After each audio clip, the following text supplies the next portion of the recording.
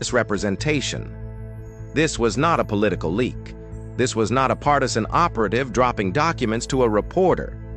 This was the judicial process functioning exactly as designed, and what it revealed was uncomfortable for everyone who prefers their contradictions to stay buried. Page 23. The line already quoted. Coordination on timing, at the request of the president's personal legal team. That alone was significant, but the transcript kept going. On page 31, Judge Whitmore asked whether the coordination had been documented.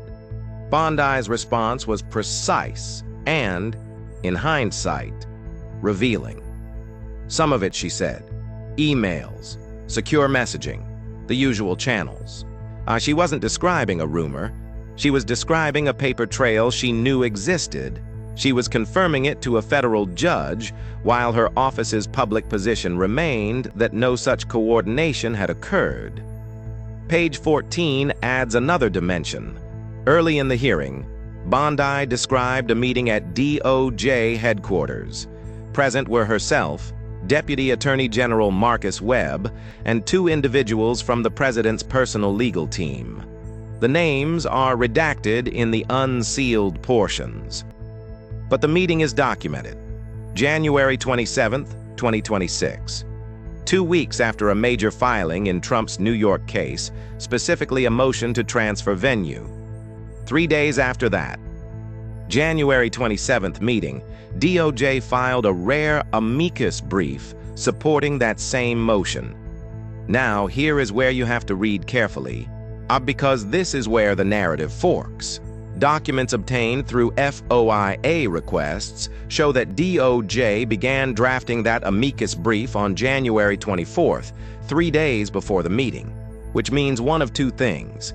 Either the department already knew what Trump's legal team intended to file before the meeting happened, suggesting advance coordination, or the draft was adjusted after the meeting, suggesting the meeting shaped the final product.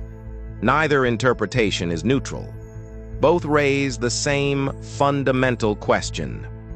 Whose interests was the Department of Justice serving? Page 41 adds a further data point. Bondi referenced approximately 17 communications between her chief of staff and an unidentified party at Mar-a-Lago, the Florida residence.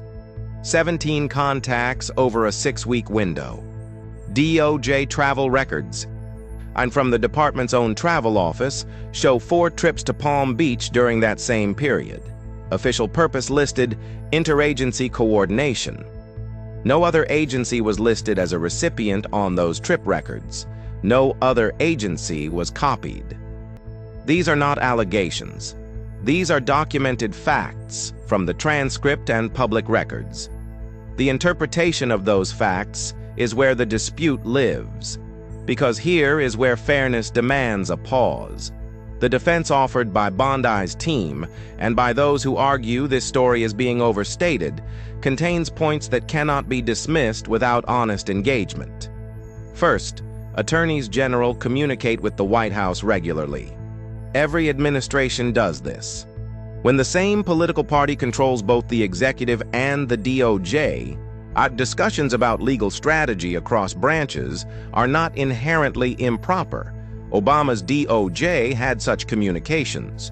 So did Bush's. Coordination is not, by itself, a crime. Second, the transcript is partially redacted. What appears on the released pages may lack context that changes the meaning. Bondi's full statements could include qualifications and clarifications that alter the picture significantly.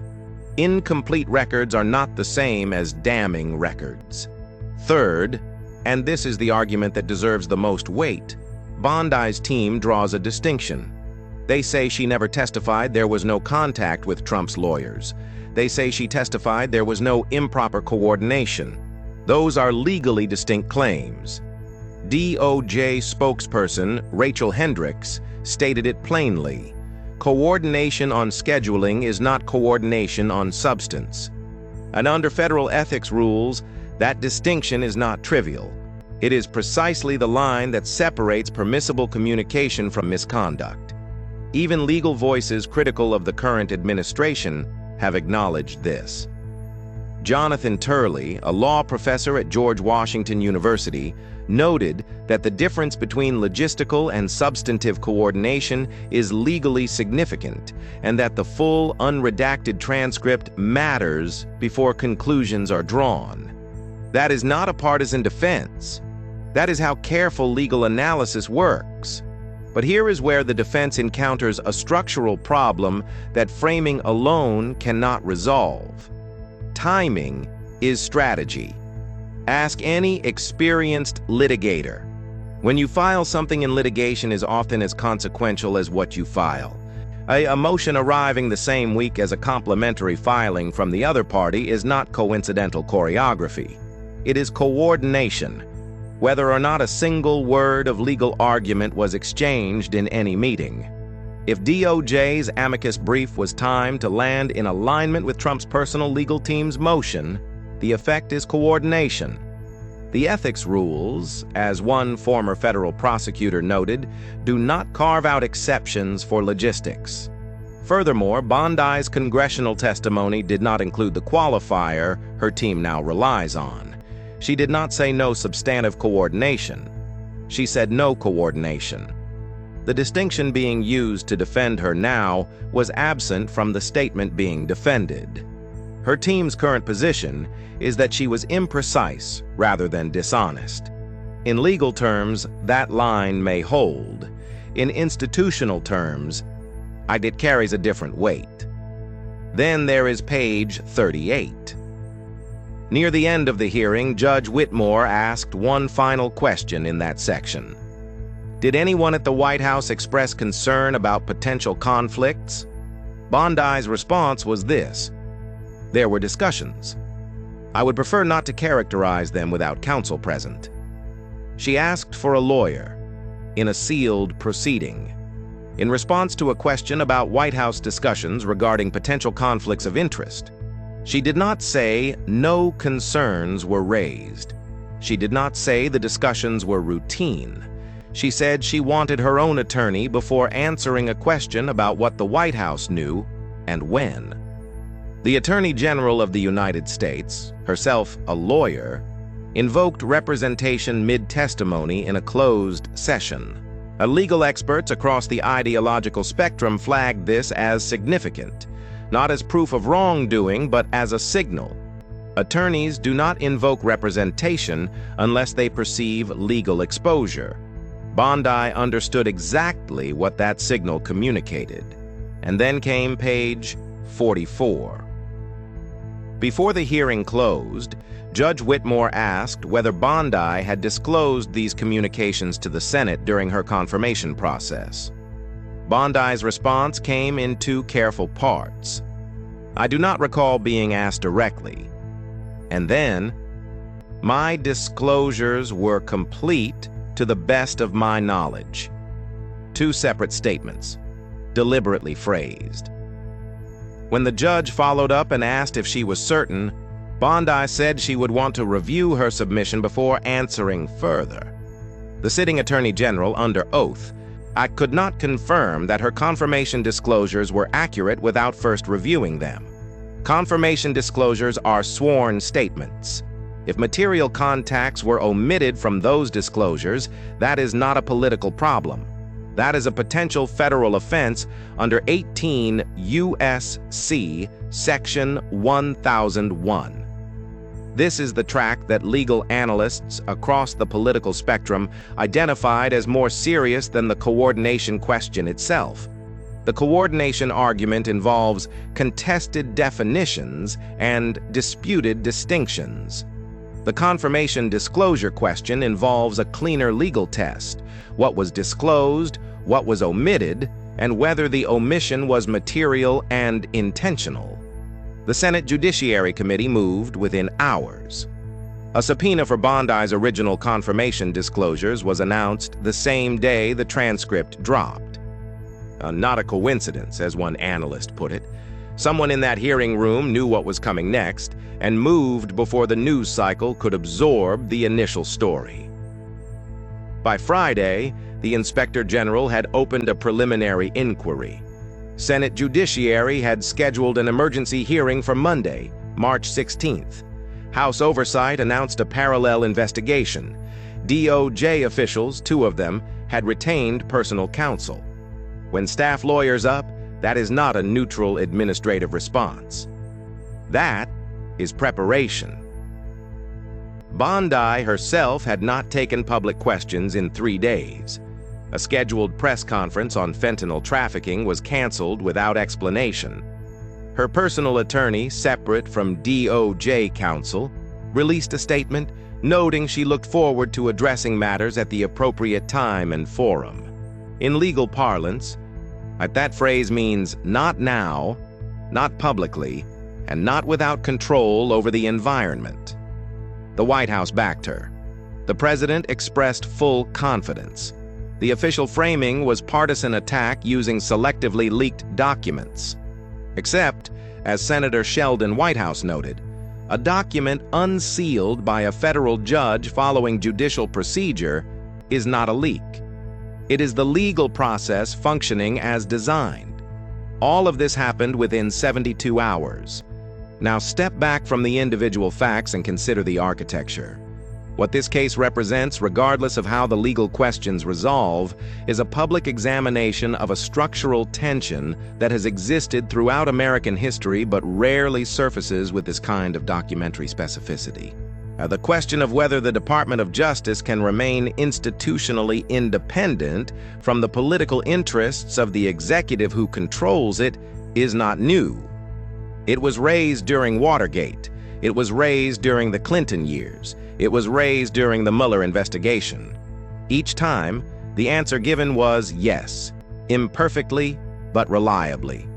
This time, the transcript is more explicit than in prior episodes. The documented contacts are more specific. The gap between public testimony and sealed testimony is more concrete. What does this mean for the person who does not work in law or politics and does not follow congressional hearings as a matter of routine? It means this. The Department of Justice has an annual budget of approximately $38.7 billion. That money funds investigators, prosecutors, and the infrastructure of federal law enforcement. It is funded by taxpayers across the political spectrum.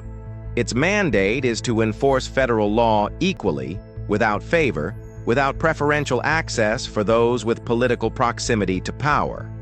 If DOJ resources, including staff time, legal drafting capacity, and filing coordination, were directed toward assisting a private citizen's legal defense, that is a structural misuse of public institutions, regardless of who that citizen is or which party they represent.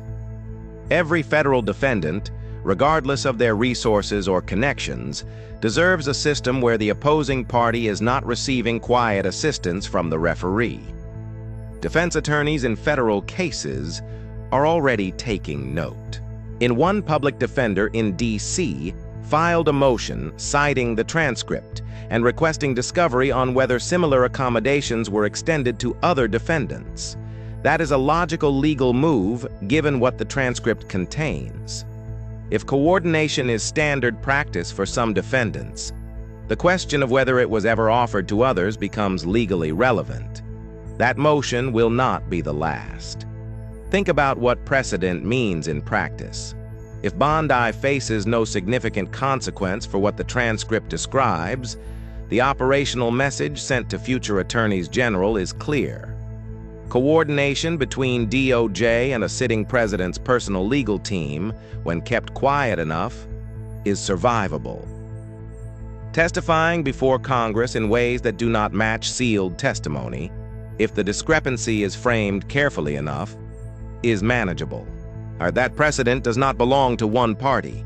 It belongs to whoever holds the office next. A future Democratic Attorney General facing similar political pressure would be able to point to this moment as the established threshold. That is not a partisan observation. That is how institutional norms actually function. They are not laws. They are shared understandings. and shared understandings can be quietly revised by events that never trigger formal consequences. Where does this leave us on Monday morning? The transcript is public and will remain public. Bondi's words are in the official record. The coordination she confirmed in sealed testimony contradicts the position her office maintained publicly. The confirmation disclosure question is unresolved and carries independent legal weight. The IG inquiry is preliminary, but open. A Senate Judiciary's emergency hearing is scheduled. DOJ's compliance deadline on the subpoena is Wednesday. 2 senior officials have personal attorneys. The whistleblower, still anonymous, still presumably inside the department, has seen documents the public has not yet seen. This is not the anatomy of a story that resolves in a news cycle. Legal proceedings do not move at the speed of social media. The IG inquiry will take months. Senate subpoena fights can extend longer. The question of whether confirmation disclosures were materially incomplete will require document review, legal interpretation, and potentially further testimony. What can be said with certainty is narrower than the loudest voices on either side would prefer. A sealed transcript has been made public by judicial order. In that transcript, the Attorney General confirmed coordination that her office had publicly denied. She invoked counsel when asked about White House involvement. She declined to confirm the accuracy of her confirmation disclosures without document review. These are facts. Their legal and political implications are genuinely contested in some dimensions, and not at all contested in others. The central question this story forces into the open is one that resists easy resolution. Can an institution designed to enforce the law independently survive when the individual it most needs to be independent from is the same individual who controls that institution's leadership?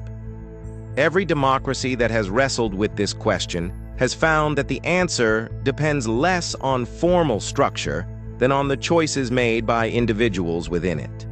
Judges, prosecutors, so whistleblowers, senators, journalists, and citizens all occupy different levers of accountability. When the formal structures are stressed, those informal levers are what either hold the architecture together or allow it to quietly shift into something new. You have been watching this story from the outside, but the outcome is not determined by people in courtrooms alone. What happens next depends partly on whether the public treats 47 pages of sealed testimony as a serious institutional event, or as one more piece of content in an endless scroll of political noise. The distinction between those two responses is not academic. It is the difference between accountability, having teeth, and accountability becoming a performance that satisfies the moment without changing the structure. There is a reason this hearing happened. A whistleblower risked their career. A judge ordered disclosure. Someone filed a motion arguing that the public had a right to know. None of that was accidental, and none of it guarantees an outcome. The transcript is public. The questions are on the record. The answers